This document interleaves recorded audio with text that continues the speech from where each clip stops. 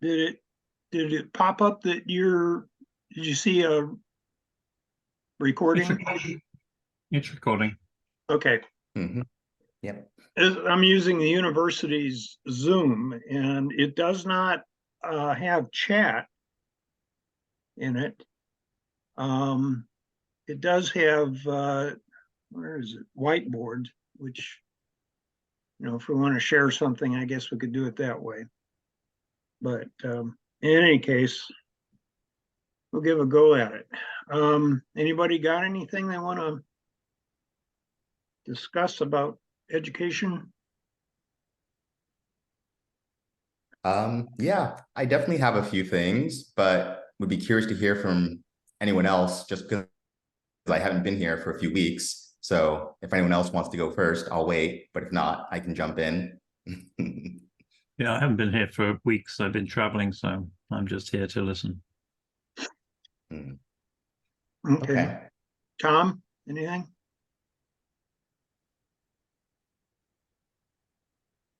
Tom, can you hear us? Guess not. Darn it. And we don't have a chat. Yeah, it looks like he's on mute. He has a problem with his audio.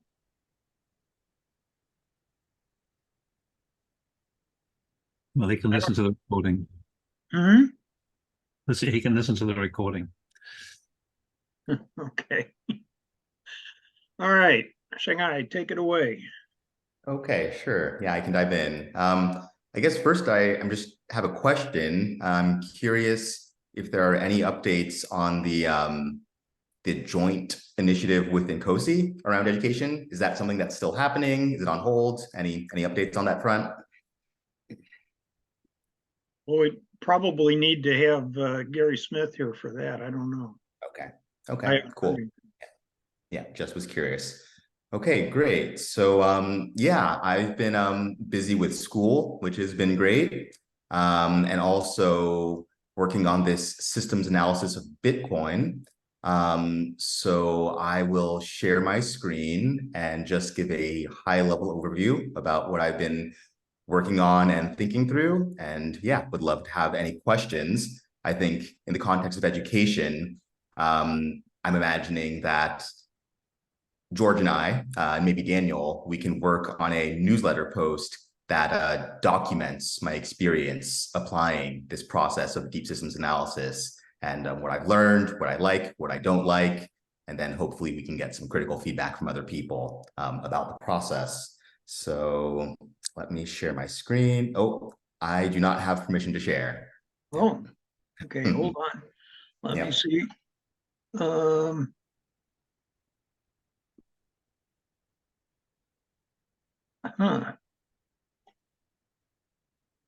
Oh, okay.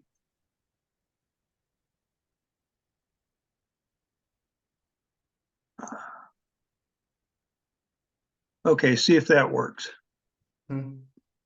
Okay, yep, I have permission now. Cool. Okay, gonna share my desktop. Dun, dun, dun, dun. Okay, is everyone seeing this? Yeah, yes. Okay, great. So these are just a few slides from a presentation that I gave to George a couple of weeks ago, really trying to zoom out and answer this fundamental question of why should we even bother studying Bitcoin in the first place? Why is it relevant? And so I'm approaching it from the angle of blockchain technology is really sort of popping up everywhere and being integrated into legacy systems in meaningful ways where, hundreds of millions of dollars are being sent and received via traditional institutions that are adopting blockchain technology. So I talked about Visa, I talked about Citigroup, UBS Bank, Swift Financial Network, the New York Federal Reserve, Starbucks, Walmart, and then Nature published an interesting piece a few weeks ago about this idea of decentralized autonomous organizations and decentralized science facilitated by blockchain technology. So from my perspective, this is a important disruptive technology that is probably not going to go anywhere, and it deserves our attention. And because Bitcoin was the original blockchain, we should understand the origins of the technology and sort of what went well and what went wrong with Bitcoin if we want to understand the current state of it. And then just from like a personal motivational level, I was in the Bitcoin ecosystem very early. I've watched it evolve. And so I have a emotional tie to the topic. And I came together with this nice list of academic sources from traditional journals, places like Stanford, Princeton. There was a major in the US Space Force who published his master's thesis on Bitcoin at MIT. So there's lots of good academic literature out there on this topic. So that's kind of the background. As far as the actual analysis, I've been going through this first phase, which is called System of Interest Identification. So we are looking at like, what is the system? So it's Bitcoin. What is its purpose? Its main purpose is to be a peer-to-peer system of electronic cash and to produce a blockchain. What are its main interfaces? What are its main product flows? And then what are the customer sinks that receive those product flows? Let me zoom in a little bit. Okay. So I've identified 3 sets of interfaces, products, and sinks. So you have these mining computers as an interface, and then the Bitcoin tokens flow through that interface, and they are actually received by miners, which is an interesting point that I'll come back to. But basically, you have a network of mining computers, and they're basically competing in a lottery system, and only one miner per block receives a Bitcoin token as a reward. You have a wallet, so like a graphical user interface, and that is an interface that provides a verified copy of the blockchain to users who are wanting to send transactions on the ledger. And then you have a GitHub repository as an interface, and that is where the source code is sent to developers who are sinks. So some thoughts and reflections. Even though I'm in the early stages, I'm feeling like this process is leading to the emergence of some useful frameworks for helping me reason about Bitcoin. It's just nice to have a rigorous process for thinking about systems. And one of the research questions that I have in mind is, why has focus shifted from the Bitcoin network as a peer-to-peer system for electronic cash to the Bitcoin unit of account as a speculative asset? And some of the things that I've been thinking about as I've been doing this work is, originally, most people interacting with this network were prosumers. So you had miners who were creating Bitcoin not to sell it on an exchange for dollars, but because they wanted to receive the Bitcoin to send it to other people on the network. You also had a lot of overlap between the miners who were creating Bitcoin and the people running nodes, providing verified copies of the blockchain, but it was a very self-contained system. The objective wasn't to export a product to be sold. It was, we are all this like small community of hobbyists running a peer-to-peer network so that we can transact this digital currency among ourselves, but that changed over time. So this idea of, you have mining computers and Bitcoin tokens, and I was like, oh, like, where do those tokens go? Well, they actually go back to miners, which are a component of the system, which kind of leads to another point, which is Bitcoin tokens can't really leave the system. They are simply units of account on a ledger. An individual doesn't really own Bitcoin so much as they own cryptographic keys, which give them the ability to transfer tokens from one address to another. And I think this is like pretty obvious and intuitive for users, but I think it's a point that, outsiders get hung up on. And I can see systems diagramming and modeling as being one useful way of communicating this really important point. A question that comes up for me, I'm curious, George, is, are there any special considerations we might want to adopt in general when we're dealing with decentralized peer-to-peer systems? In general, do peer-to-peer systems have special properties that pop up whenever they're around? And I suspect that going through this full process of looking at, Bitcoin's interaction with the environment, that'll be the next phase. And then the final phase of decomposing each of these individual subsystems will be very revealing. So overall, I found it really helpful. There are certain aspects of the mathematical notation that aren't super intuitive to me. And I think, George, it'll be helpful to set up a special session just to dive into some questions I have around there, but I understand it well enough to move forward. And I will stop there. Yeah, would love any questions, thoughts, feedback. Okay. Peter, were you in, and Tom, were you in one of the sessions where we first started talking about this? So that you know what he's doing? No, I wasn't.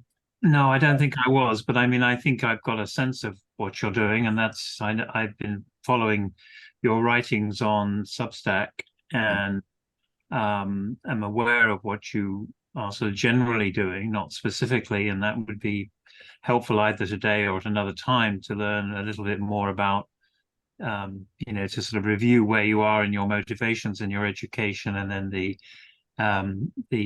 working with George on his work in the two books and his descriptions, and then how you are thinking about helping develop the language of systemese in some form that is represented in this kind of diagramming and also this kind of language and this kind of system, which I'm very excited about and commend you for taking it on. I mean, even what you just said just now is helpful to me in trying to understand exactly what Bitcoin is and how to interact with it. I have the Coinbase app on my phone, and I thought I'd play with $100 just to try and understand what the hell's going on. And I'm still trying to sort it out between the relationship between Coinbase and my wallet, and whether I should be buying Bitcoin or percentages of it or Ethereum or whatever. And that's maybe a bit of a digression from what you're trying to do at the moment. But I'd love to have a conversation with you separately about that, if that would be helpful to you, and it would certainly be helpful to me. But what I'm interested in is within the context, obviously, of education for systems, right? And so what you're doing is looking at a system called Bitcoin, or the Bitcoin system, and applying George's approach to analyzing it, and therefore to gain deeper insights into how it functions and how it's working, which is really, I think, insightful. I'm interested in how, in terms of practical experience, I'm always sort of interested in how systems behave, and within the context of ISSS, for example, or any community for that matter. But let's just focus on ISSS, and even within the educational group that we have here and the extended group with Daniel and the team, there's a lot of volunteer effort goes into all of this, right? I mean, even spending an hour here. Now, is there some way of developing and designing, within using even George's approach, a system that uses some form of digital accounting that would enable the time spent in attending webinars or creating websites or creating educational materials, or paying for educational materials? Is there some, and that may be way out of the scope of what you want to do right now, but that's what comes up for me in all of this, is it's an exchange of value, as you said, right? And it can be exchanged for things like dollars, but it could be exchanged for something else. But within a group like us, how could we account for time or something? Or is that something even worth talking about, I guess, within the context of what you're doing? So sorry, sort of ramble, really. No. That's actually a really great question. So just for clarity, you're curious about, in the context of blockchain technology, could we develop some sort of accounting system that would track people's contributions and then possibly like reward them, or yeah, something like that? Precisely. Yeah, even using George's, work or something. I mean, how is there some way of accounting for the time and expertise that is involved in the exchange in conversations and work that we could develop that would be, an interesting. I've had this conversation with groups in Metaforum, which is interested in Stafford Beer's work, and a number of them have been sort of looking at different currency ideas, so I just, within the systems group, writ large, is it something we could do which would encourage more participation, perhaps? Yeah, I think that's a great question. The short answer is yes, absolutely. All right. Spend some time digging into the best ways to approach that. But there are, plenty of teams, plenty of organizations that are spending a lot of time thinking about high quality tools for tracking and rewarding, contributions in using this technology. So yeah, absolutely. Okay, thanks. Yeah, and also to the point about sort of Coinbase and wallets and Ether versus Bitcoin, all of that is actually like very directly relevant to some of the questions I'm thinking about. So I would love to have a chat about that. Yeah, what are you hoping with this particular work? I mean, you're sort of taking George's work and applying it to Bitcoin. Where are you going with this in that sense? Yeah, it's a good question. So I think, if I zoom out, part of the motivation is I encountered George's framework and methodology and recognized that it seemed useful. And then was like, okay, well, how could I apply this?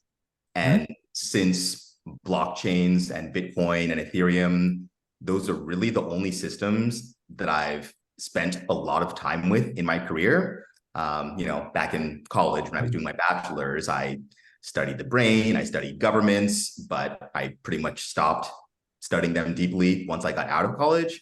So it just seemed logical to start applying this methodology to the type of system that I understand the best. And that narrowed it down to crypto and blockchain. So that's, and I am hoping that maybe something that can be applied to a master's thesis will emerge out of this work. Yeah. Wonderful. Okay. Yeah. So you show 3 outputs. Have you a couple of things. One is the large circle is not labeled. No, it's not. I should label that. Yeah. So the question is, what is the boundary we're looking at? You've got 3 outputs in the interfaces. Have you looked at all or started to look at inputs and what those kind of things look like? And the reason I say that is because the methodology is such that you did start with the outputs, which is what I recommend doing. But then you go around the boundary and look at the various inputs and identify those interfaces before starting to then decompose the internals of the big pink, well, it's pink on my screen, circle. But this one, yeah. Yeah, Absolutely. Great question. So I have started thinking about inputs. So the obvious one is electricity. The Bitcoin network consumes a lot of electricity, and the amount that it consumes goes up over time. So that would be one input I would put over here. I've been thinking about this idea of trust as an input. That could be a little nebulous, but I do feel like, the system is dependent on people's trust, and there might be ways of quantifying that. So that one's a little bit, I would love input on whether or not it makes sense to think about trust as an input. But beyond that, I have not spent a lot of time, thinking deeply about inputs, and that's kind of my next step. And an interesting note is that even though the decomposition of the subsystems isn't supposed to come until later in the process, I just sort of like intuitively knew that these would be the subsystems associated with these interfaces. And I just felt this like compulsion to put them there, even though I haven't reached that stage of the process. So I don't know Well, if you have no, any. that, Yeah. yeah, no, what you've done though is Yeah. right. It's not just the interface has to be connected to an internal, in this case, export Mhm. process. And that's Okay. that's what you've done.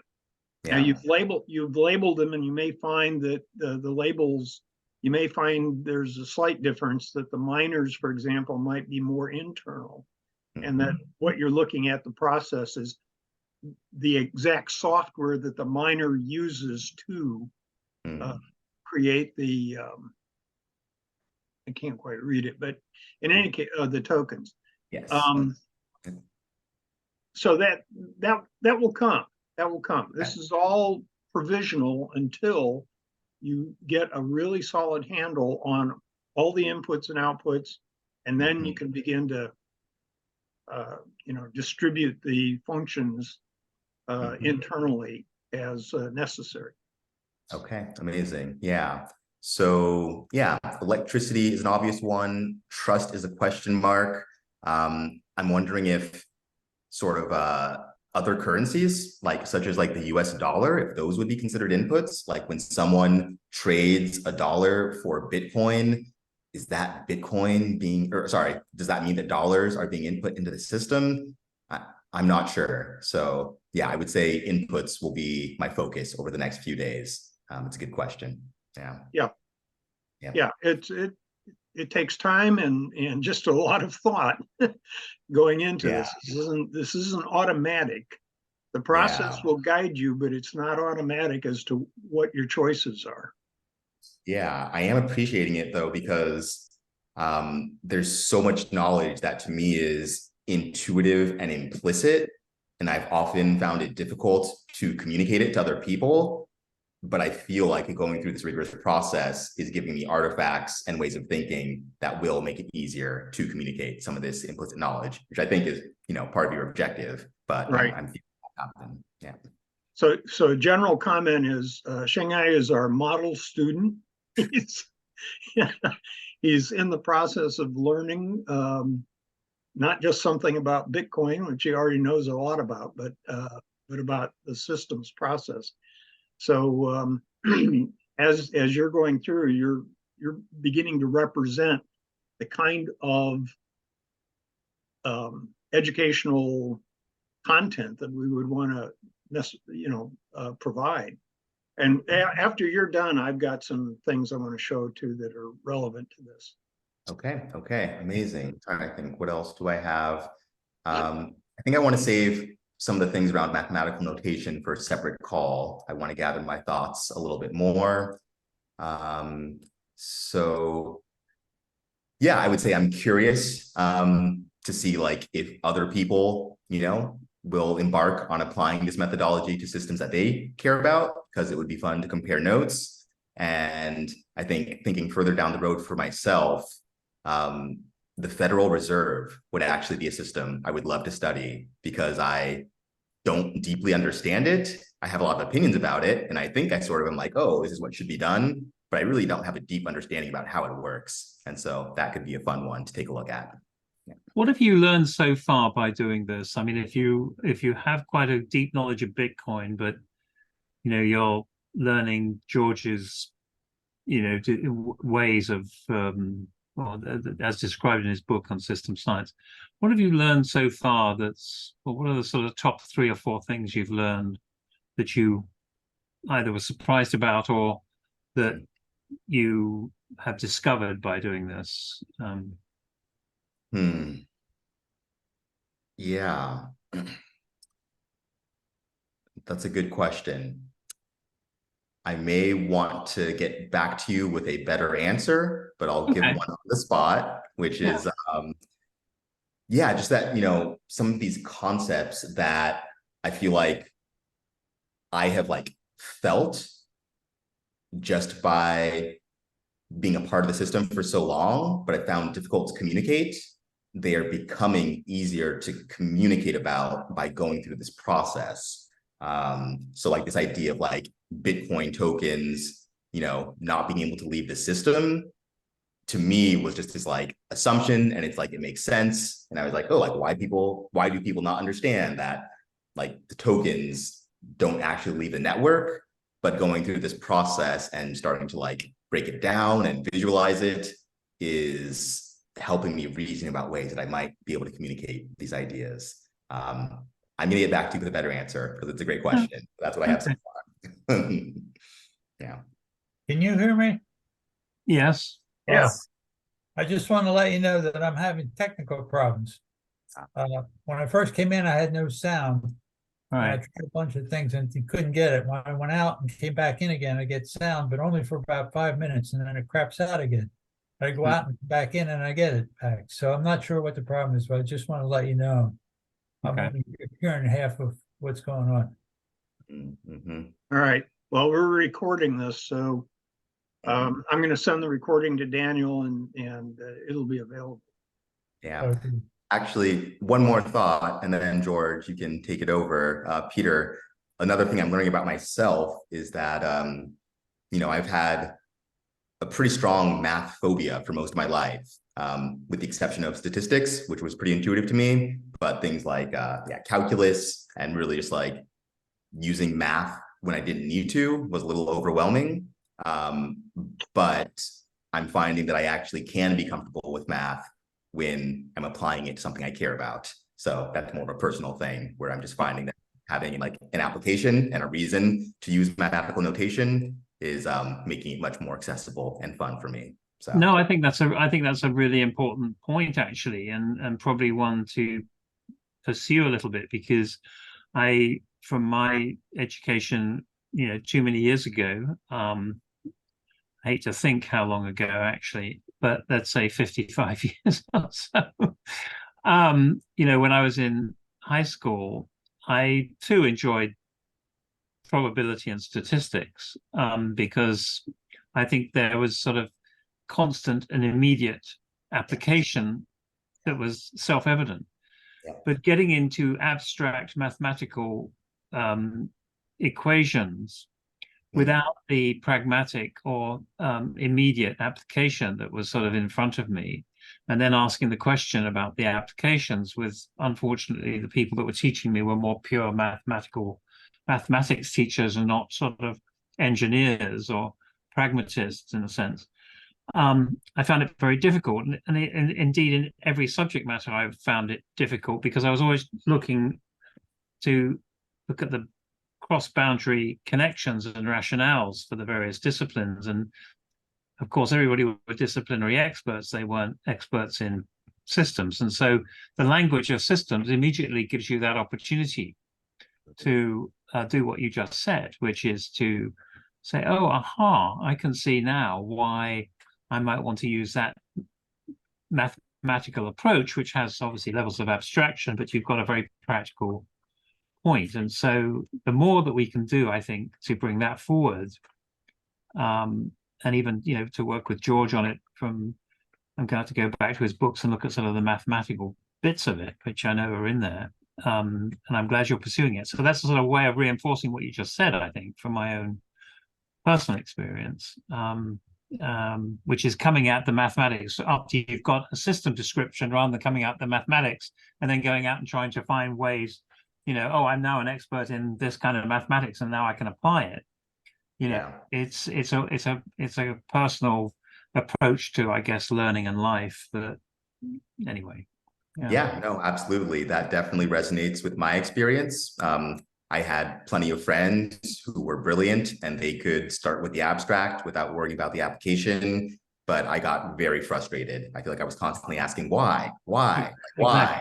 and I was not satisfied with the answers. I feel like I would study and study and study, and I wouldn't retain information, and it was a miserable experience.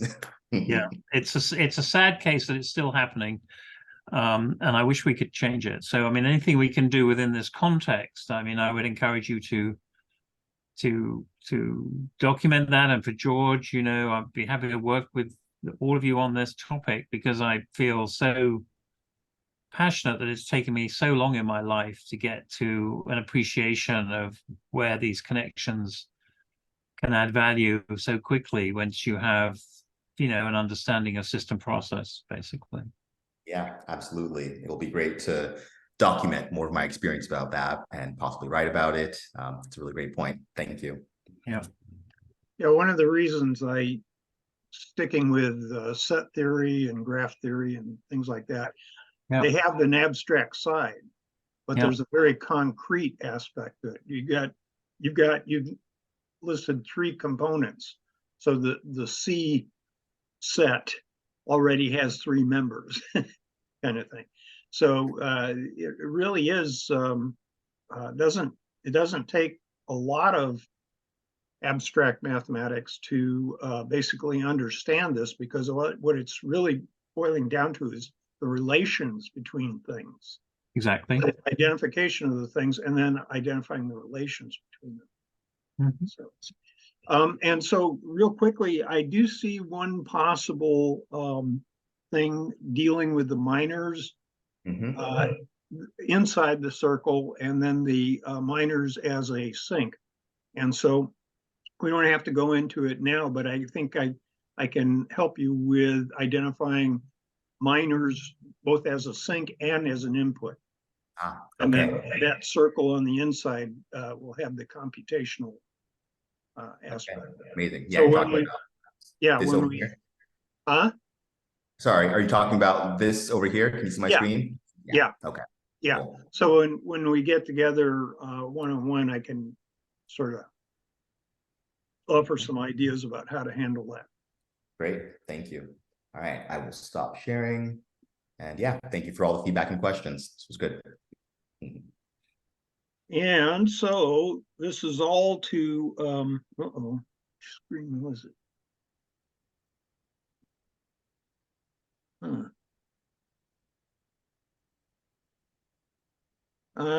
Hold on just a second. I thought I had the screen up. All right.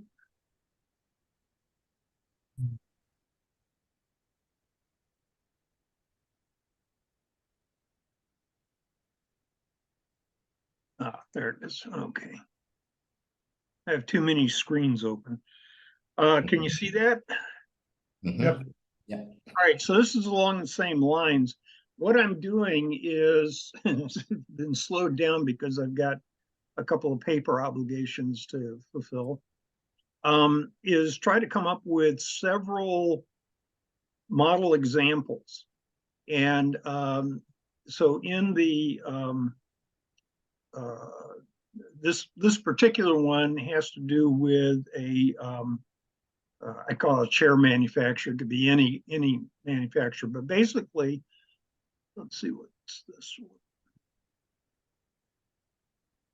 Oh, yeah. So I started actually with a computing model, and there this is also in the book on principles, talking about computing as a general system process.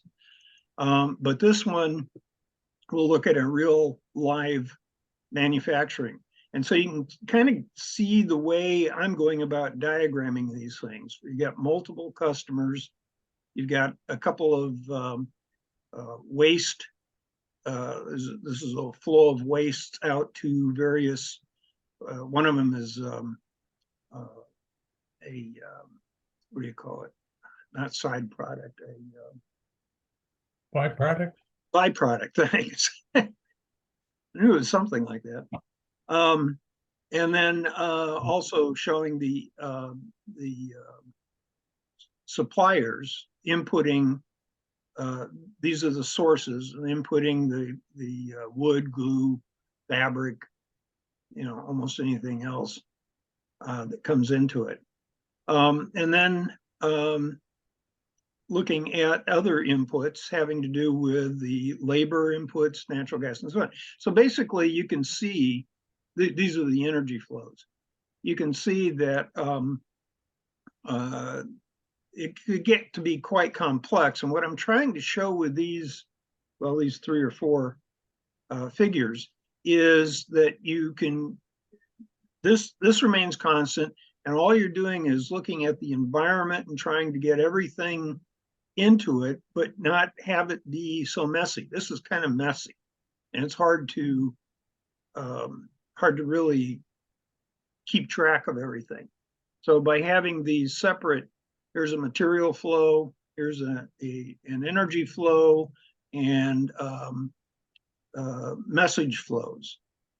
And I'm not going to get into great details, but you can see the messages are going between the sources here and the sinks here. And so this is the way the chair manufacturer coordinates its activities with respect to all of these various entities. And I think that's, what's this? What would be really interesting there, George? You know, I've been looking at ArcGIS and Maply and Google Maps and so on, and then you look at Paint or things like Photoshop, and they all have layers. And what you've got there, where you just presented it, is a series of different layers for the subsystems. And it would be really interesting if there was some way to, like an ArcGIS, to have a system layering software that would enable you to see all the layers and then switch layers off so that you can just focus on, you know, the value messaging flows rather than the physical flows or the customer flows. And so you could examine them within the context of the whole, but actually separately as well. Right. I don't know if that exists somewhere. Yeah, that would be great. I'm just using PowerPoint because that's the tool I've got.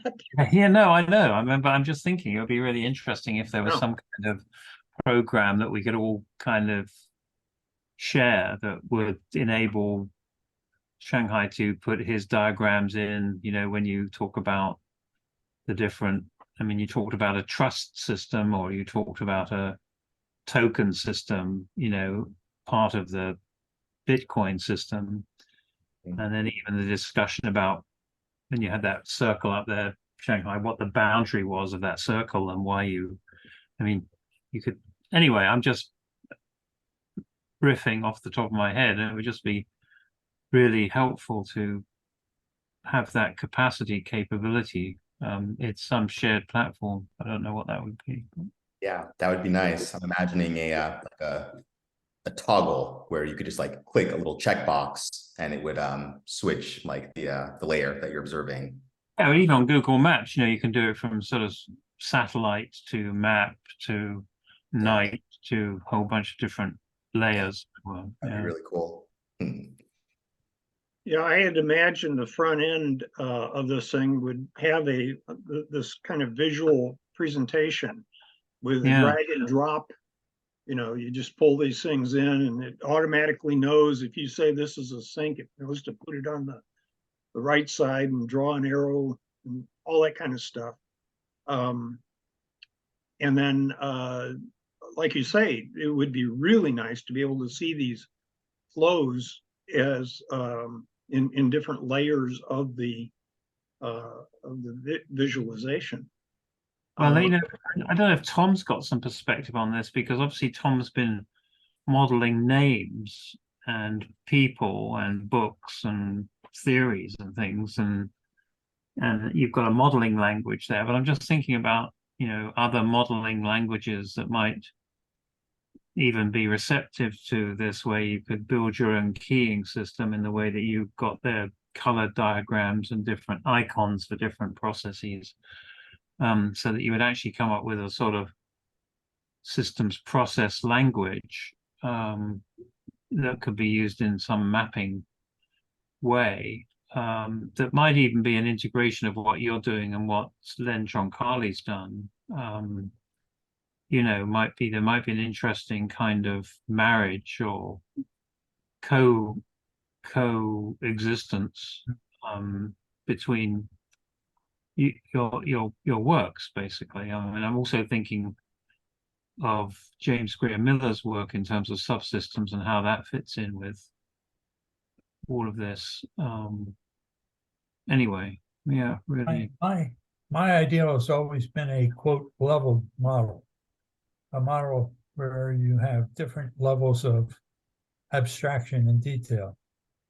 So you can see the big picture, but with little detail, and then you can drill down or zoom Right. in, zoom out. Right. You know, some of the like MapQuest or Google Maps does that with maps. I have Right. an example in one of the slideshows that I did where you start with North America, you go to Pennsylvania, you go to Philadelphia, you go to Philadelphia Center City, and you go to the Liberty Bell. So you get from the continent to the Liberty Bell in like five steps. That's what you'd like to be able to do. Yeah.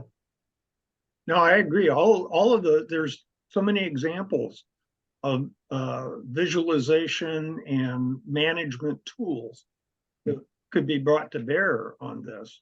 I haven't seen them in one package, which is why, I'm just basically saying, well, this is what we have to represent, but how we do that, that's going to take a team of programmers or something. I don't know. So anyway, all right, well, that's useful discussion. The other thing that I found very useful and important, and I may crap out again and I have to go out and come back in to keep talking, but is to separate the definitions or the semantic model from the presentation of the views into the semantic model. Yeah. So the presentation, the diagrams is not defining anything, it's just showing you some subset of what's already been defined. And then you can look at things in multiple ways without creating any redundancy, because everything's only defined once and it's still adaptable because there's one point of change for everything that's defined.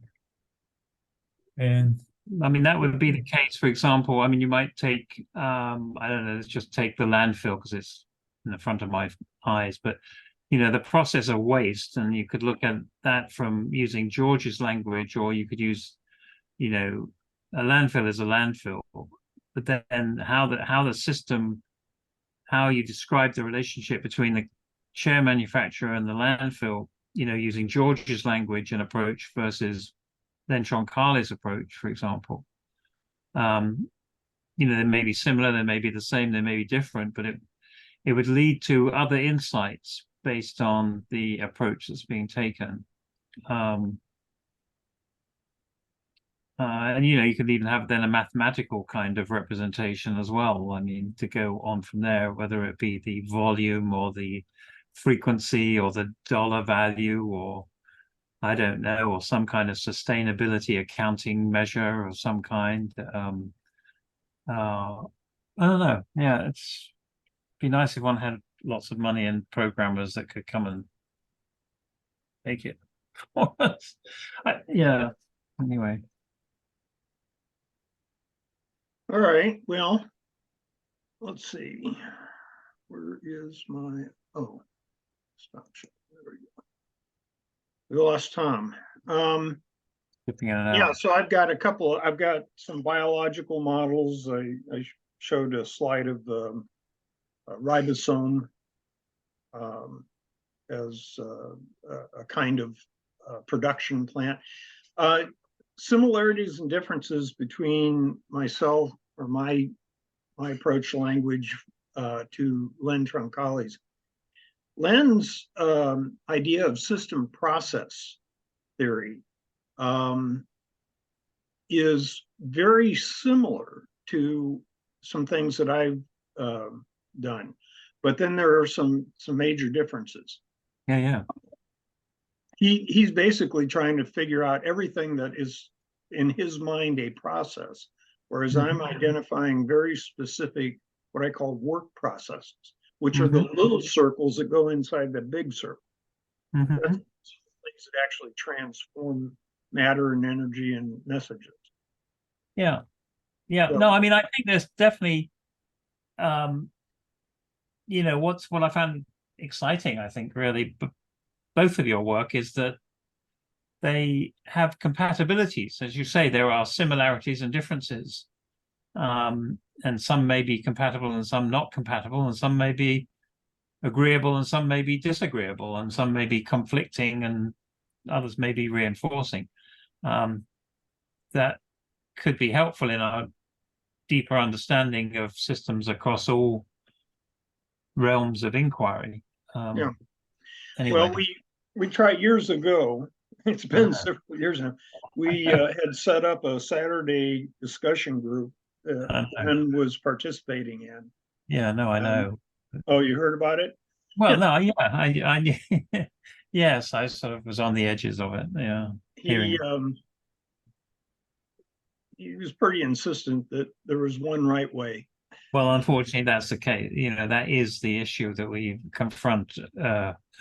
I mean, with all due respect, George, I mean, you have your own elements of that occasionally. It's like it's all in the book. Well, my version of it is in the book. I'm not claiming it's the right way. Oh, okay. Oh, good. Oh, good. I've got that on recording. Wonderful. I actually have a question. So I've actually been wanting to dive into Len's work. Lynn sent me some of his papers. I'm curious, like, could we imagine some future where you have all of Len's various systems processes, like this huge set of dozens and dozens of processes as like a superset, and then George's specific processes as a subset of that larger set? Like, is that sort of, yeah? Yeah, no, that's what I've been. I mean, because unexpectedly, my background, I made this slide many years ago, and I obviously picked this up. But systems literacy is how I got into this current experience with ISSS, and it's been a really the number of words popped into my head, but one is tortured journey. And it's sort of still a desire to bring some coherence to the disparate voices that are around, and that I know Gary's making a valiant effort to sort of try and paint a picture of putting all the pieces together in some kind of integrative way. I think what we're talking about is something different than what he's talking about, to be honest. And I would welcome that at some point. And I think your work there, Shanghai, is actually sort of helping tease that out, to be honest, because it gets to a level of specificity that, you know, has even mathematical potential rigor, which I think you're approaching. So, you know, I'm very much interested in how we can tease that out. And obviously, I've been working with Tom for years now on his model and getting it on the web, and we've discussed ways of making it more accessible to different modeling languages, so that it's more portable. And so all of these things are definitely part of an educational approach that would be very helpful, I think, to anybody who comes to systems and says, oh, I thought it was just systems thinking. You know, I read the work of the guys at MIT, and I thought it was all about systems dynamics. And you go, well, you know, that's a piece of the puzzle, but here we've got, you know, the spectrum of systems approaches. And anyway, I think there's great potential. Is a quick answer to your question on that one. Yeah, absolutely. Yeah, one thing about Len has identified in an abstract way. Let's take, for example, chaos. He mentions chaos, right, as a system process, and there's an ontological aspect to how you categorize these things as saying, well, this is he uses isomorphic relations to right. do it. In the stuff that I do, chaos, for example, comes out of the dynamics of putting nonlinear work processes together. Right. So there's that overlap, but I don't give it the same ontological status that Lynn does.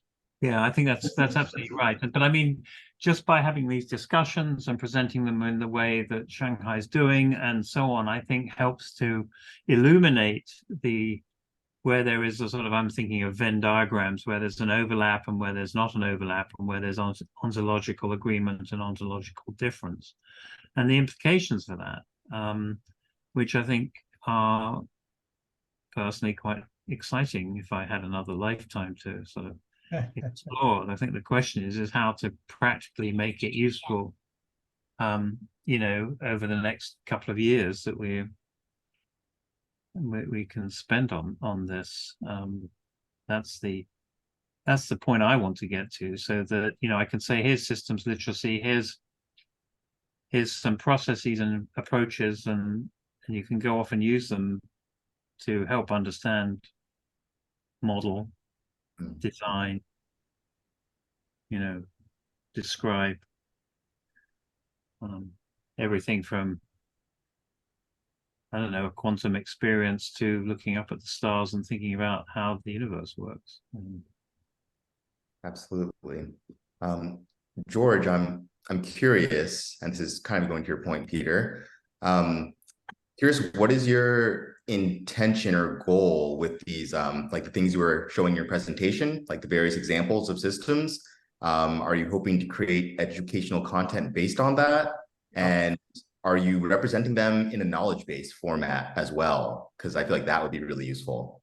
Yes, my intention is, yeah, to go through the whole process using, these are toy models, but they will show how you fill up the the equation, you know, populate the equation with all of the different elements, as a kind of a workbook, you know, set of examples that could be accompany the book, actually. So that was sort of the idea that I started playing around with. I've got examples in the book, in the second book, but they're more complicated, and they're more, well, in some sense, abstract, because I don't have the actual tools in hand. And the few, like in the knowledge base chapter where I show the schema of the database, and have some entries put in there just to show what they would look like, but they're not fully worked models.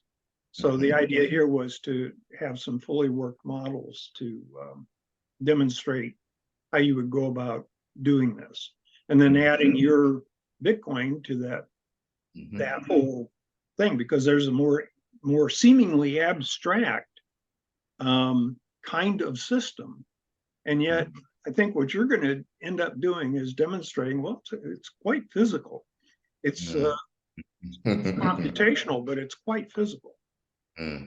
Yeah, I actually was reading an article in Bitcoin Magazine where the author was arguing that people in the Bitcoin community need to spend more time emphasizing the physical nature of Bitcoin. Even, you know, the idea that the data represented in bits exists like on these like physical chips. Exactly. Exactly. Well, yeah, and the heat involved. Yes, exactly. I mean, the storage involved. I mean, I live in the middle of a data warehouse jungle. I mean, it's just taking over the farmland around here. Oh no! Wow! Like crazy, and it's distressing to watch, frankly.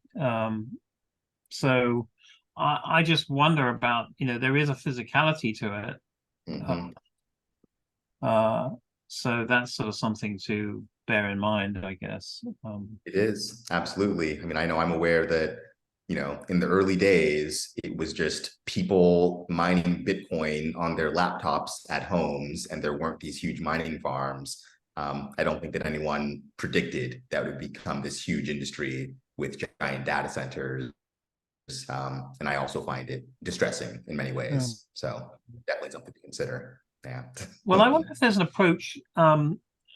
It's on my mind a lot. I've been playing around with a number of different programs like Neo4j, for example, and the Brain, and obviously Mark Pearson has gone off with the Federated Wiki, which has some kind of connection to this potentially. And we all know about wikis. I mean, when I was active in ISSS and active in the web, which I'm no longer, I'm no longer active in ISSS work period. And particularly, I'm not active in the web. I'm more focusing on what I can do through the College of Exploration, which is my own not-for-profit, which has been around for 30 years, and really looking at the whole cyber systemic relation. And I'm wondering if this group would be, a venue for us to discuss that particular aspect of it, is sort of the database creation or the data modeling potential of both of what we've just been talking about, which is to, link up Tom's work with George's work, with Len's work and others in some form of data hub, for want of a better term,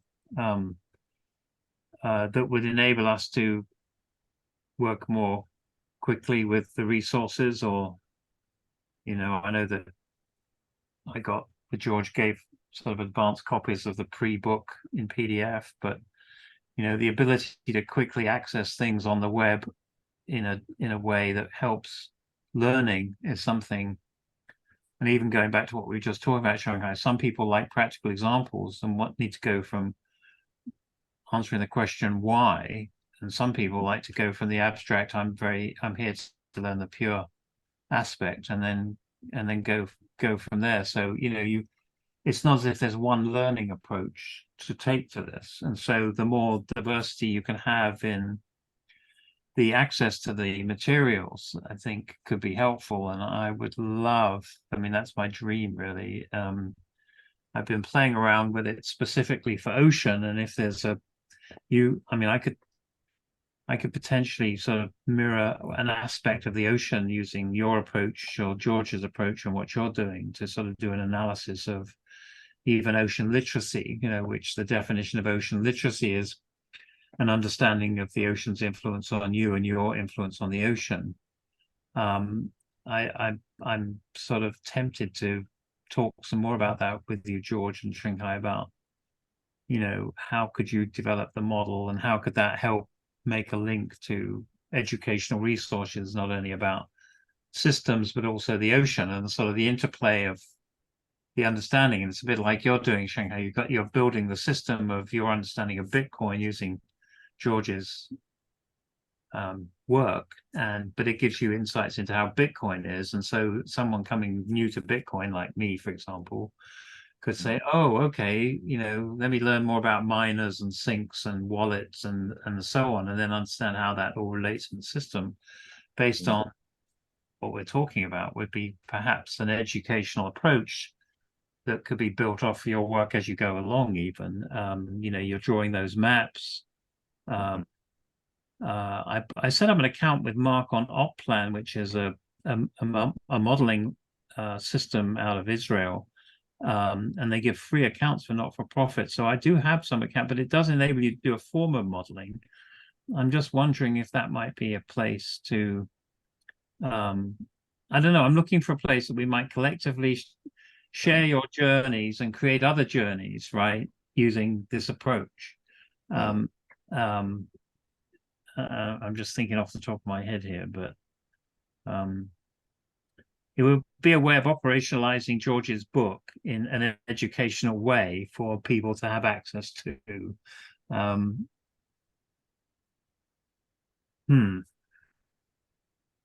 I'll think some more about it and come back maybe in a couple of weeks at the next, or maybe it's an engineer, it's a knowledge engineering question for next week, maybe. Is part of the issue having a shared model Yes, exactly. people build, Yeah. which I think of as model-based collaboration. Yep. Yep. Well, we've come to the top of the hour. Oh, wow. Yeah, it went fast. So I'm going to turn off the recording